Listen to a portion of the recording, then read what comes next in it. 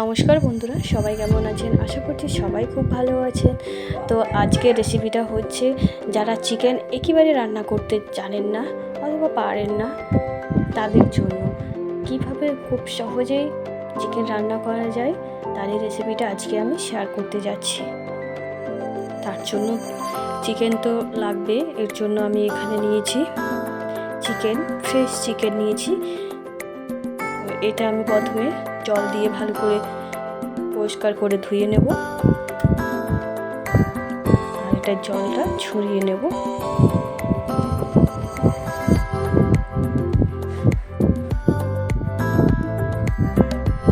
তো এরকম ফুটো ফুটো করা একটা ঝুড়ির মধ্যে আমি সব চিকেনগুলো জল থেকে তুলে নিয়েছি, যাতে জলটা বেরিয়ে যায়।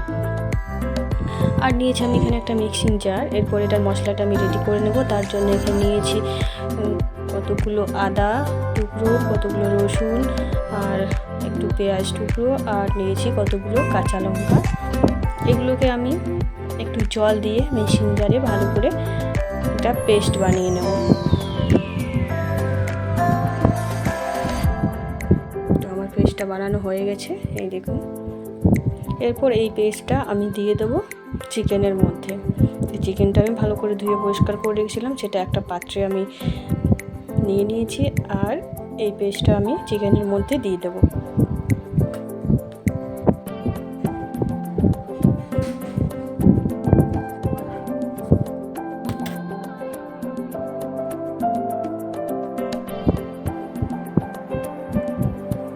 আর এখানে আমি দিয়ে দেবো হলুদ গুঁড়ো, কাশ্মীরি লঙ্কার গুঁড়ো, জিরে গুঁড়ো, ধনে গুঁড়ো,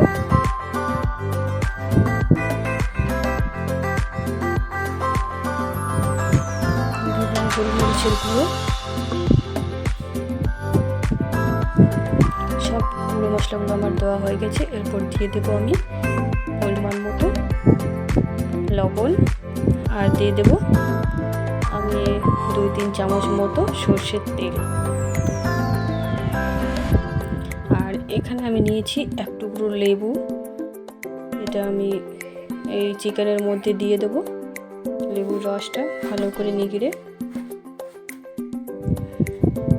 এরপর হাতের সাহায্যে এটা ভালো করে ম্যারিনেট করে নেব।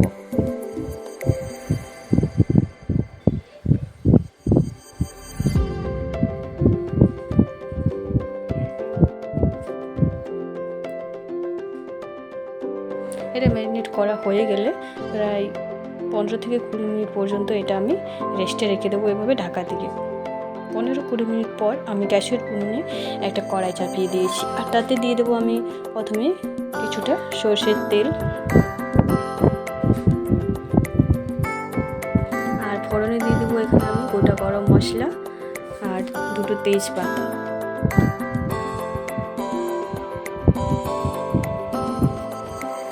ফোড়নটাকে প্রথমে আমি একটু নেড়ে চেড়ে নেব। ফোড়নটা হয়ে এলে আমি এখানে দিয়ে দেবো কুচনো পেঁয়াজ। তো আমি এখানে 2টো বড় সাইজের পেঁয়াজ কুচকুচি করে কেটে নিয়েছি। আর এখানে আমার চিকেন ছিল প্রায় 800 গ্রাম মতো। আমি পেঁয়াজের মধ্যে প্রথমে কিছুটা লবণ দিয়ে দেবো, যাতে পেঁয়াজগুলো খুব তাড়াতাড়ি ভাজা হয়ে যায় আর সিদ্ধ হয়ে যায়।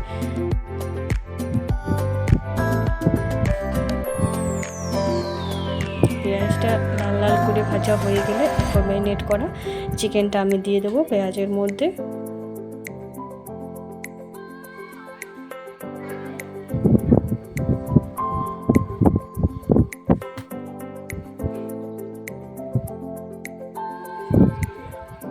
এরপর ভালো করে আমি চিকেনটা নাড়াচাড়া করে নেব।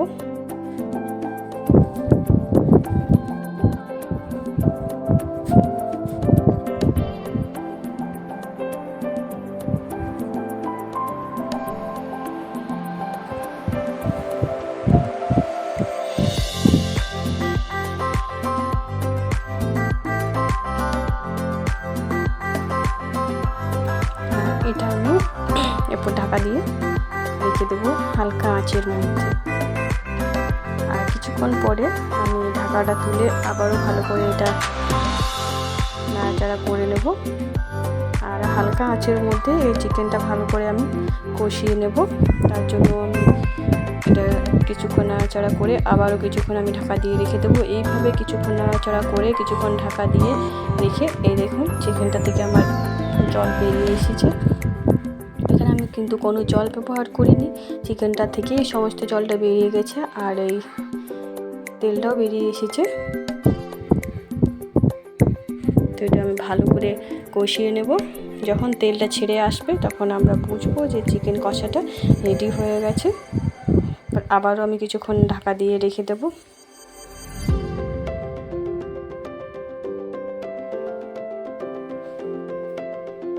দেখুন চিকেনটা থেকে সমস্ত জলটা টেনে নিয়েছে আর এটা থেকে তেলটা বেরিয়ে এসেছে মশলাটা থেকে। এরপর আমি দিয়ে দেবো এর মধ্যে 1 কাপ মতো জল।